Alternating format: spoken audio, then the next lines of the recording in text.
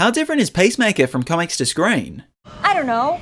Christopher Smith, aka Peacemaker, has appeared in hundreds of DC comics, so there's a significant amount of lore surrounding this character. On screen, we've seen the character be adapted to the DCU in a movie and his own show starring John Cena. So let's find out how different he is in the comics to those appearances on screen. Christopher Smith's Peacemaker made his first appearance in 1966's Fighting 5 issue 40, written and illustrated by Joe Gill and Bill Montes. In the issue, we learn that Peacemaker is someone who detests war and violence and fights for peace. Under the Peacemaker persona is Christopher Smith, who flies to Geneva where he's briefed about Emil Borg, someone believed to have agents operating in two countries at war with each other, sabotaging buildings, bridges, and the government. However, Borg spots Chris's limousine and attacks, rolling it off the road with explosives. Emil's crew steals Smith's briefcase, but when they open it, it releases a deadly gas, killing them. Borg flees, but the next day at an embassy dinner, Chris sees Emil, so suits up as Peacemaker to confront him. However, Emil escapes on a jet, ending Peacemaker's first comic appearance. For some comic characters, we get to learn about their origin in the first issue, but for Peacemaker, we didn't get that until 1967's Peacemaker issue 4. In that issue, we learn that Chris's dad was an army officer and used his pilot training to teach Chris. Chris had a passion for science which came from his mother, who worked in that field, and later, so did Chris. This led to him coming up with a theory on internal guiding systems, which generated attention from the Cape Kennedy Air Force Station and was chosen to be a United States Air Force pilot, flying the X-17 rocket at speeds never recorded before. Smith also became passionate about creating his own weapons, but he didn't intend on using them because of his views against violence. Instead, Chris wanted to create peace and ended up becoming an ambassador for the United States in that subject, and this eventually led to him wearing the Peacemaker costume to stand up for that cause. Now, because the DC universe is often rebooting, it means that this origin has been slightly different in each mainstream universe iteration. So those notable additions and changes include, on New Earth, his mother was an American author, while his father was an Austrian industrialist and a member of the group who were the baddies in World War II. Chris himself was born in New York with the surname Schmidt, but was raised with wealth in Austria until his dad ended his own life in front of Chris on his 5th birthday. So his mother moved them back to the US and changed Chris's last name to Smith.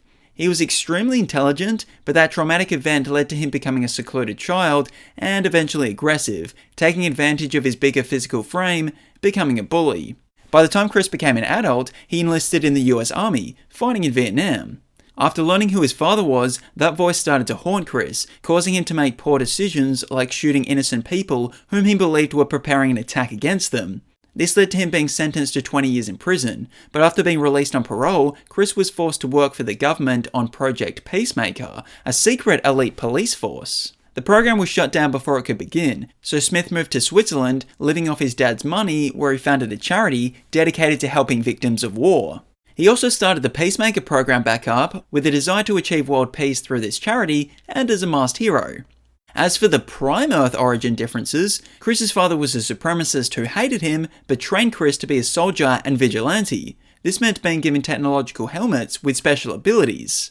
As an adult, Chris used this to become the Peacemaker, ending the life of anyone who stood in the way of his goal of achieving peace. As for how different these origins are on screen, it seems like the Peacemaker show took most of its inspiration from the Prime Earth version, because we see things like his father despising him, training him, and giving him the helmets, which Chris used to fight for peace, but in a violent way. However, I say Peacemaker seems to have taken most of its inspiration from the Prime Earth version, but that comic origin was actually released after the show. So Prime Earth Peacemaker is actually largely inspired by the Suicide Squad movie and Peacemaker TV show. I made a vow to have peace, no matter how many people I have to kill to get it. Like most great characters, Chris has a complex personality. It's also complex in the sense that it's changed quite a bit over the iterations. In pre-Crisis on Infinite Earths, Chris didn't really use deadly force to achieve his goal of peace. At most, he was just a bit overzealous with his methods.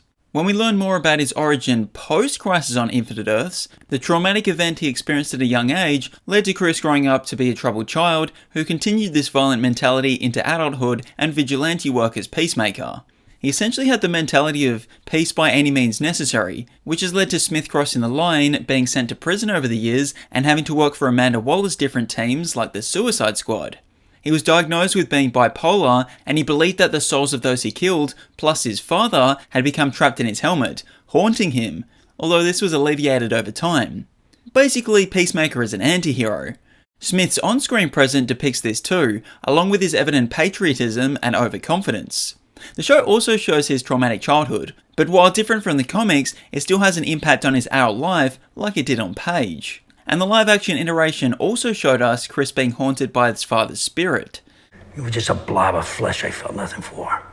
Now what's Peacemaker's connection to other characters? Romantically, Chris hasn't really had any notable relationships on page or screen, but in the Peacemaker show, it's confirmed that the character is either bisexual or omnisexual. In the first two mainline comic universes, Smith didn't have any siblings, but on Prime Earth he had an unnamed twin sibling and a sister named Chrissy, while on screen he had an older brother named Keith, who is not in the comics, nor is he on screen anymore, because Chris beat him to death when they were both young due to his dad being terrible.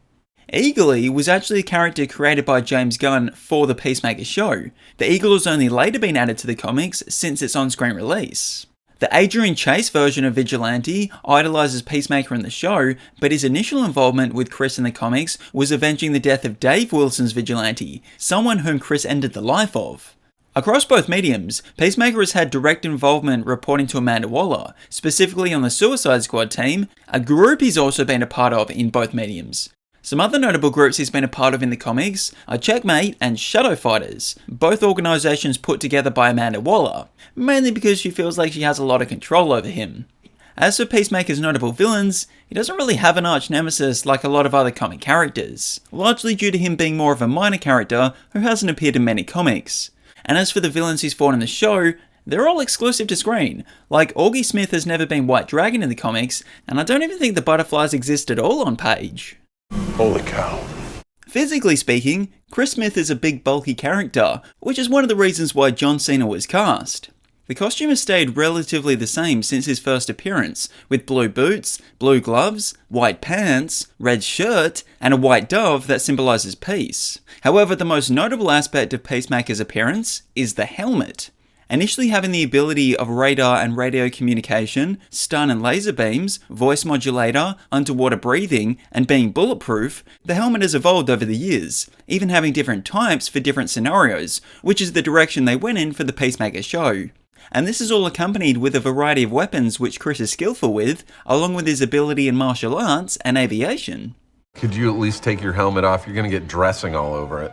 The mainline Christopher Smith might be the Peacemaker with the character's most appearances, but other notable Peacemakers across the comic multiverse include a Chris Smith who killed the US President, Peacemaker of Earth 22 looks like Boba Fett. In the Absolute Universe, Chris is a part of the Peacemaker Squad who are tasked with guarding the exploited Lazarus Corp workers. Peace Wrecker works alongside a Peacemaker trying to eliminate all of Earth's metahumans, and he's even fought DC characters turned into vampires. That dude goes to brony conventions dressed in the back half of Twilight Sparkle with a 4-inch wide. As for the comic-to-screen adaptations of stories that Christopher Smith's Peacemaker has been a part of, James Gunn said that the Suicide Squad was heavily inspired by New 52 comics, but also John Ostrander and Kim Yale's time writing for the team in the 1980s.